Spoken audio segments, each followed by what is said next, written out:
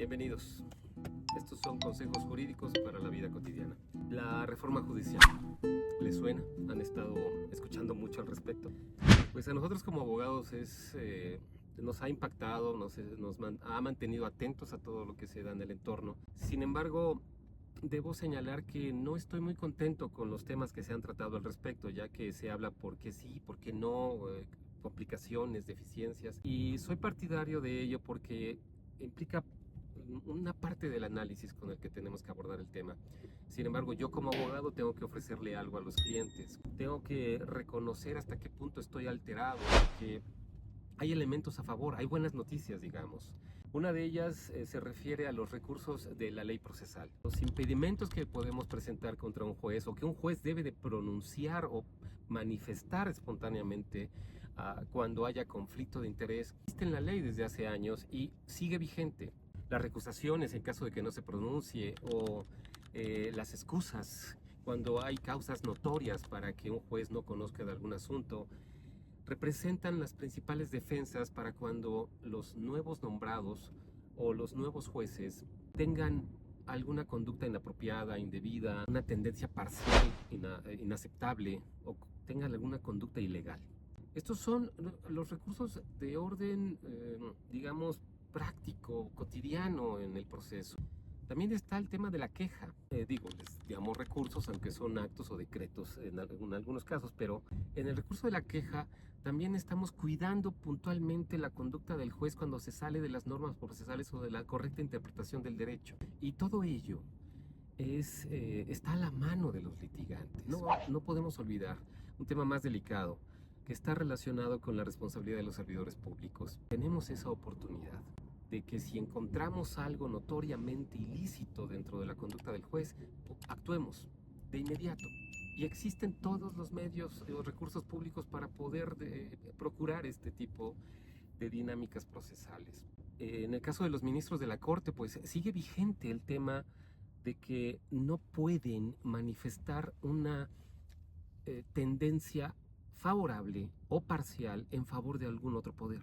La división de poderes sigue existiendo, aun cuando haya quienes no la quieran procurar. Entonces, nosotros como litigantes debemos de estudiar el tema, de verificar la mejor opción para procurar los intereses de los clientes. Hay un efecto colateral. Irónicamente, aunque la reforma judicial trata de proteger al justiciable, así se le llama en juicio, al pueblo, como le llaman los gobernantes actuales, tendremos que ver qué tanto aumentaremos los honorarios como sus asesores jurídicos. Entonces, es parte de lo que tenemos que ofrecer y es una solución para que los clientes respiren tranquilos. Por fortuna hay otra dinámica que puede salvar la situación y que es más antigua que la era cristiana.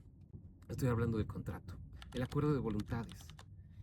En estos momentos es importantísimo que si tú tienes un asunto importante, cuantioso, delicado, estratégico, te asesores con un buen abogado que conozca perfectamente lo que quieres para que valore todos los puntos que estén en una situación delicada, controvertida o en riesgo de generar un conflicto. Necesitarás contratos muy bien hechos, muy técnicos, muy especializados para evitar al máximo llegar a un juicio.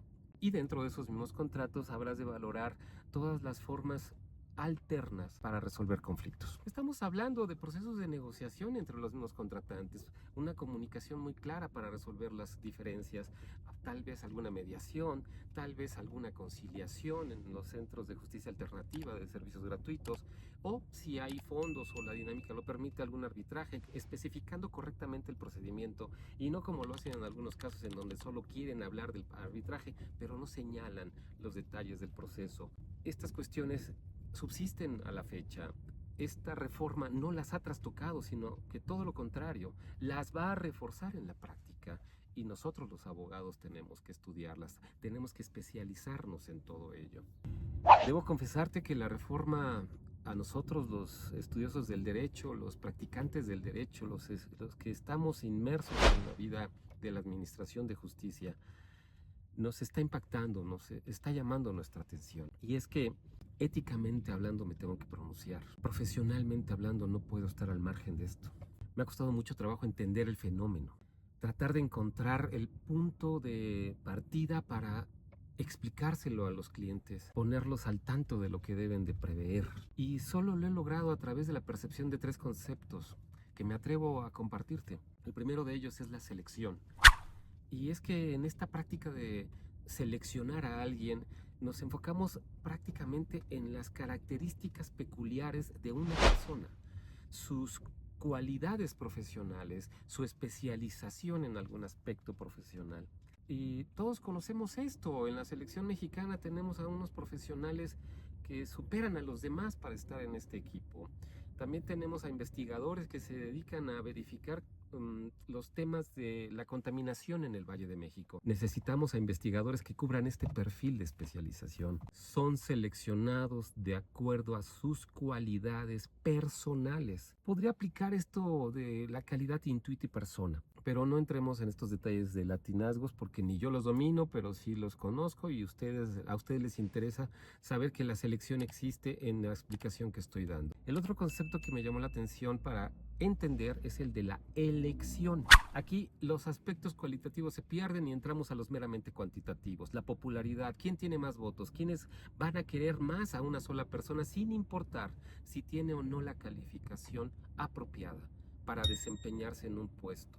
Es donde surge el riesgo para la reforma judicial, porque encontramos que ya importa más la popularidad que la cualidad, la preparación, la trayectoria, la experiencia jurídica. Aquí tengo que hacer un paréntesis porque las inconsistencias del proceso de elección son burdas, son graves. Hablemos, por ejemplo, de cómo es posible que estemos hablando de una campaña de los candidatos cuando encontramos muros pintados con los colores oficiales.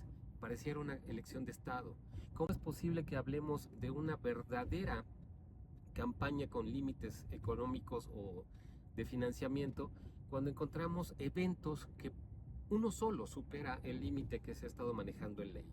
No es dable el conocer o validar una candidatura cuando personas que no aprobaron los 3 exámenes, el teórico, práctico y el psicológico, hoy se están postulando o habiendo sido jueces, fueron destituidos o puestos en duda sobre su buen desempeño y hoy se estén postulando, o habiendo sido magistrados fueron destituidos y hoy se estén postulando, o siendo ministras de la Corte hayan presentado una clara parcialidad en favor del Poder Ejecutivo y que hoy se estén postulando.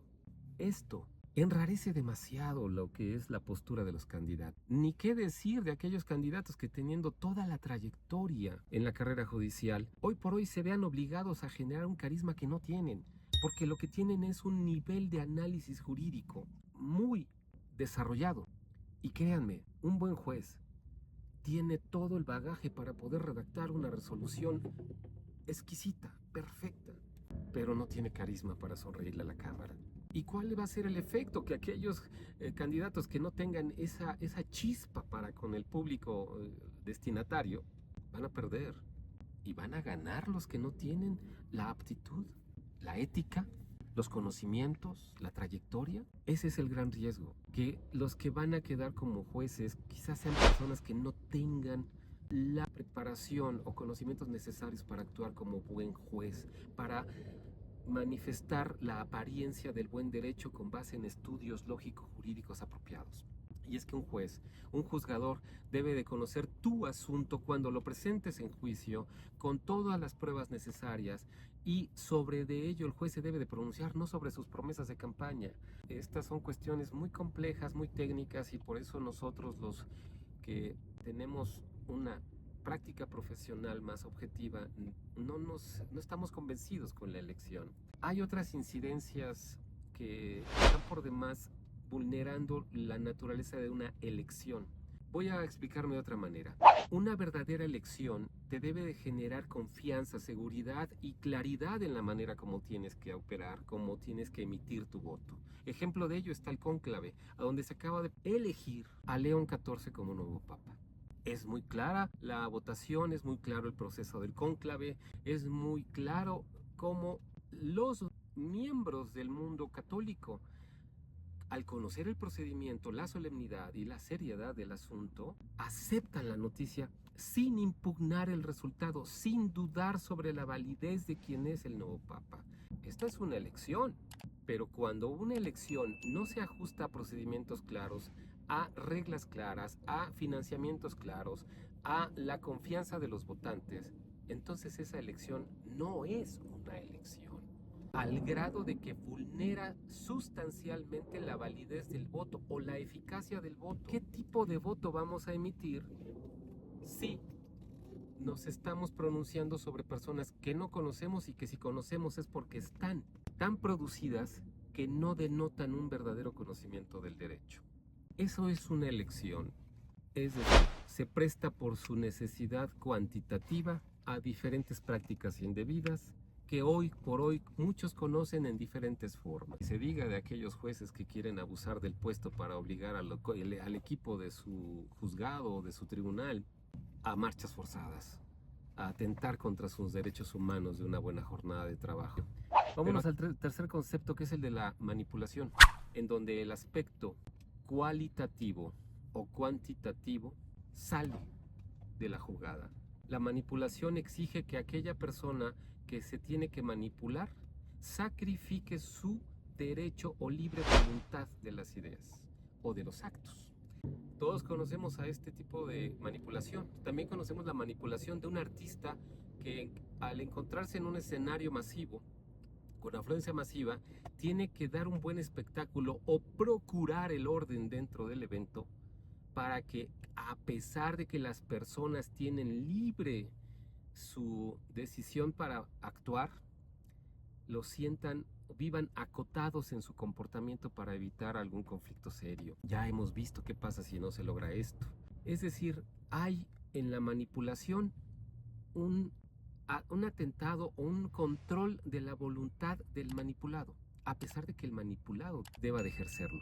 Y lo que estoy viendo ahora es eso, manipulación. Porque en la televisión abierta, en las redes sociales, en los comerciales de radio, la idea de tener que votar frente a candidatos que no se conocen, frente a posturas o propuestas que no son viables, no son sustentables, y frente a un resultado que es imposible de realizar por esta vía, no permite que se vote por eso. En una valoración objetiva de la situación, nadie debería de votar por tanta incertidumbre. Y sin embargo, hay partidos políticos, hay uno en especial que está enfocado en obligarte a votar. Hay gobiernos federales y locales que están pugnando por que votes por esta incertidumbre, esta falacia, esta falsedad. Y lamentablemente he tenido que hacer comentarios sobre este tema porque por primera vez en mi vida como ciudadano yo no puedo votar porque la efectividad de mi voto es nula, porque el voto solo es un adorno. Y peor aún, tengo que invitar a la gente que conozco, invitarte a ti, a que no votes.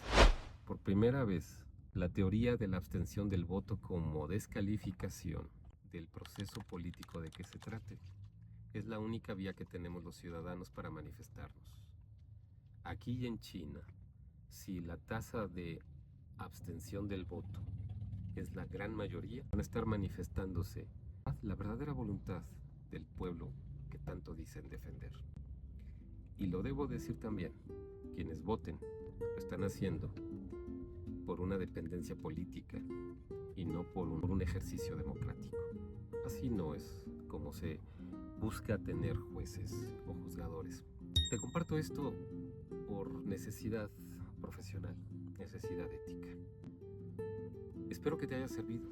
Estas ideas te sirvan de algo y que si estás de acuerdo se lo compartas a quien tú crees que le pueda ser útil. Yo soy Osvaldo y soy abogado.